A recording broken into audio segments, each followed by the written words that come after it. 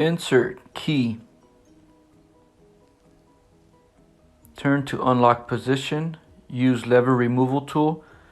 Depress remove knob.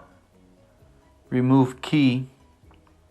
Gently remove cylinder.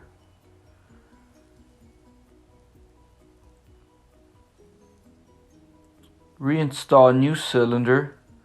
Press down on cap. Align hole with metal, spring-loaded metal. Insert key. Turn. Depress spring-loaded metal.